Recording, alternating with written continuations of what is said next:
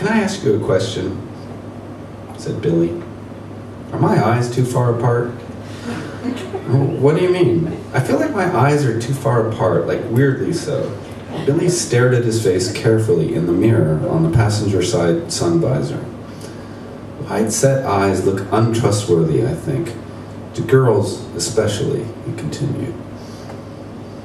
"Yeah, well, there's also the fact that you're a compulsive liar," replied Guy. Billy kept staring in the mirror. "No, I don't think that's it," he said after a while. "Thank you."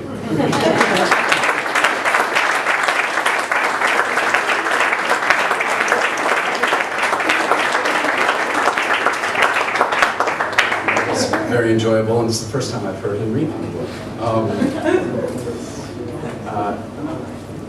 Akashic really specializes in fiction, which is part of the reason why it's very appropriate for us to do an event here, but we do publish a little bit of nonfiction, and we also publish a little bit of poetry.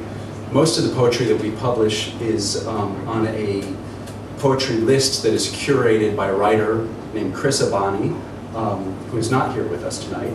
Chris Abani is a brilliant novelist and poet. The author of books like Graceland and Becoming Abigail and Song for Night. Those are some of his works of fiction. And we were lucky to publish his two novellas, Becoming Abigail and Song for Night. And somewhere along the way, he called me up and asked if we would be willing to host his poetry imprint that had been with another independent publisher, but he wanted to switch over to Akashic. And since I will do anything that Chris Abani asks me to, I said sure.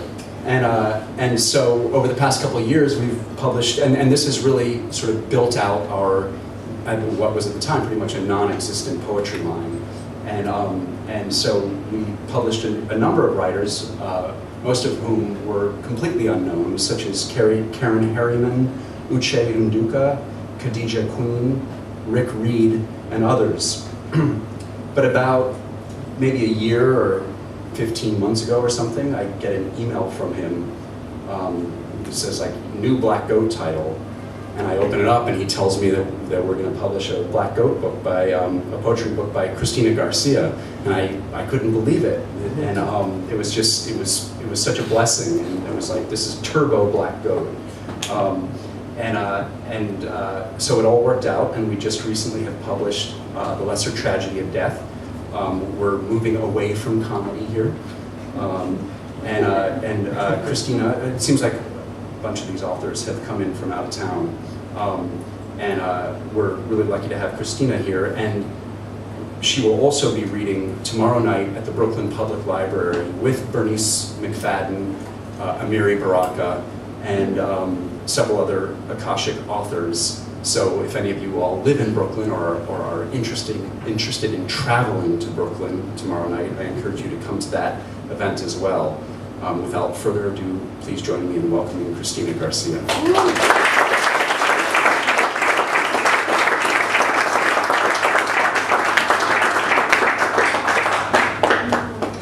Well, clearly for the vertically challenged here. It's such a pleasure to be here this evening. Thank you, Johnny, and Ibrahim, and Ben, and everyone who's supported this. As you may know, I up until now have exclusively written novels, and so this is my first foray. I mostly read poetry, but this is the first poetry I've published, and despite this uplifting title, The Lesser Tragedy of Death, this is a book that's very close to my heart. It's probably the most autobiographical since Dreaming in Cuban, which I published in 1992.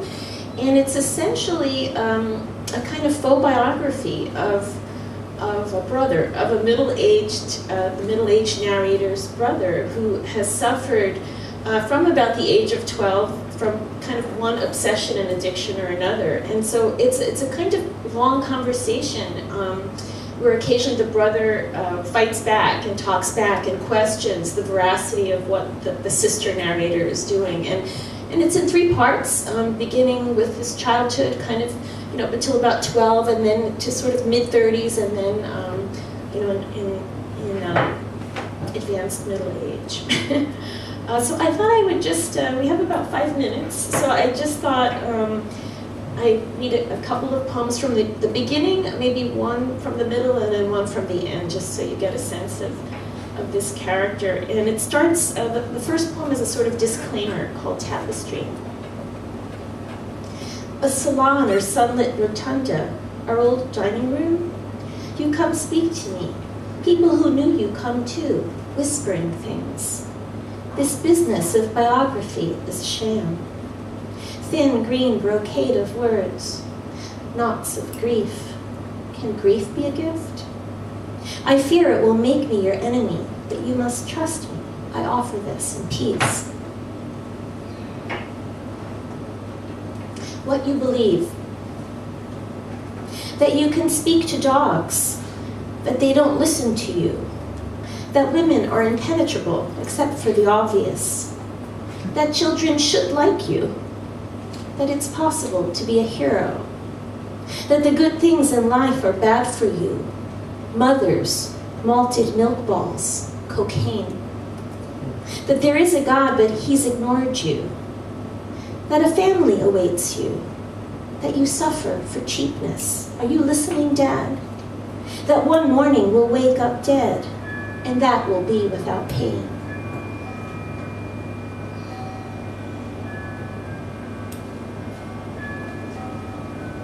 Bienvenido. This was never you, firstborn, daughter, time standing still for pure awe, celebrations and party dresses, professional photographs. When you were born, the revolution soured, and the deluxe world we lived in was crumbling. Who had time to welcome one small boy?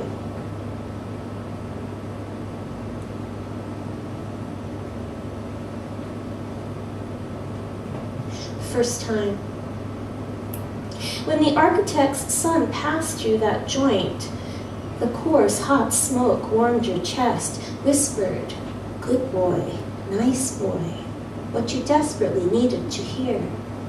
It's unfashionable, probably irrational, to think one joint undid you at 12, led to homelessness and crack. Isn't that something a Republican would say?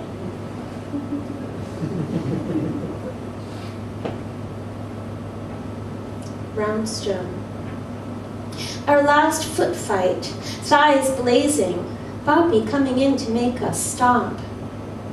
Soon after midnight, the beatings began. I heard your screams rise up from the basement, where fugitive slaves once hid. Mommy put him up to it, put his macho on the line. So we're fast forwarding a little bit to this brother being in the Marines. 29 Palms. For years I had an 8x10 of you in your dress blues. It was the 3rd time since you were 6 that you'd worn a uniform. That time after Catholic school, and then at the military academy in Pennsylvania, where you learned how to kill in hot wire cars and endure discipline. How did you take to the cold turkey methods for daily everything? Did they make you feel at home? You in the nowhere desert, fixing weekend caravans to get laid in LA, racing 16 tequila shots. Coño, men with buzz cuts give me the creeps. Enough with the Semper Fi postcards. Get the hell out already. Eventually you did, on a dishonorable discharge. Another story I'm too weary to tell. And you, with a lit match between your fingers. Maybe 1 or 2 more. This one's called El Clave. How many people know what El Clave is in this audience? Yes. It's a Cuban rhythm. And I'm hearing my something going off here. It's a Cuban rhythm. It's a kind of 5, I think of them as 5 syllables. It can either go 1, 2, 1, 2, 3, or 1, 2, 3, 1, 2, and that is sort of the crux of all Cuban son and salsa and so on. So it's done in that tempo. El clave. It is easier with you from afar, hermano mío. Our sister loses sleep each time she speaks. 1, 2, cha, cha, cha. With you accuses blackmail, aggression. The thing we fear most is your need because there's no end to it. And because there's no turn, step, step, step end to it, we fear being sucked in by it. And 1, 2, 3, absence is a kind of romance when you think about it. A tremulous calculation for keeping distances. I see. And maybe one last poem called Spell. This is only the second time I've read poetry, so I'm a little nervous here. Spell. First, acknowledge your debt to those who came before you. The uncle who hanged himself in Oriente. Our manic, depressive grandmother. Florid, self-destructive relatives on both sides. Next, admit that your unorthodox methods of survival have failed. Then take a ball of red yarn dipped in kerosene and wrap it slowly around your naked body, feet first, moving upward. Fall to your knees, light the yarn, then tilt your head back till you face the sky and beg for redemption. Receive the loaves of bread floating down like answered prayers to feed you. Partake of the bread. When you have eaten your fill, run a cool bath. Regret freely. Thank you very much.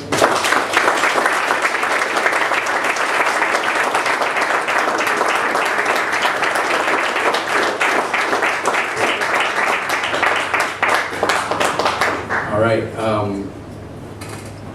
We have just one more author reading before we will hopefully get Melvin Van Peebles back up to close the show. The next author is Bernice L. McFadden, who is another writer who I'm very humbled to have on the Akashic list. And her brand new novel, Glorious, is getting stellar reviews and has just been selected for the inaugural, as the inaugural title in a new program called One Book, One Harlem, which will be essentially launching at the Harlem Book Fair this year.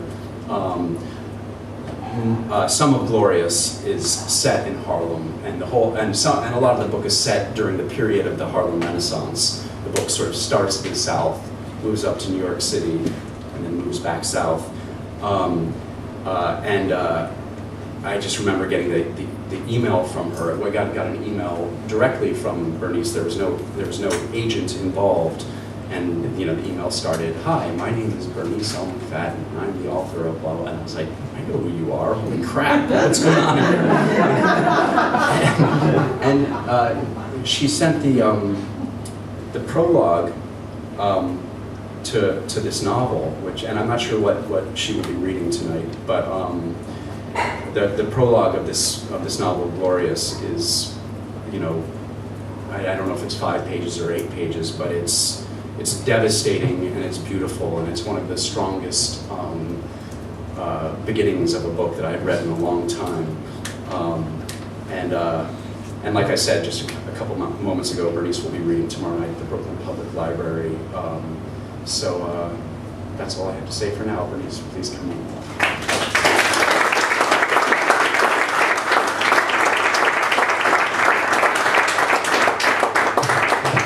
Good evening. Thank you, John. I love being with Akashic. This is the best publishing experience I've had in 10 years, so I hope that's saying a lot.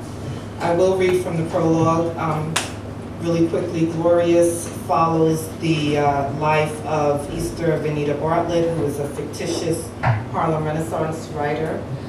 And the story starts off in Wake Forest, Georgia, which is what I'll be reading from.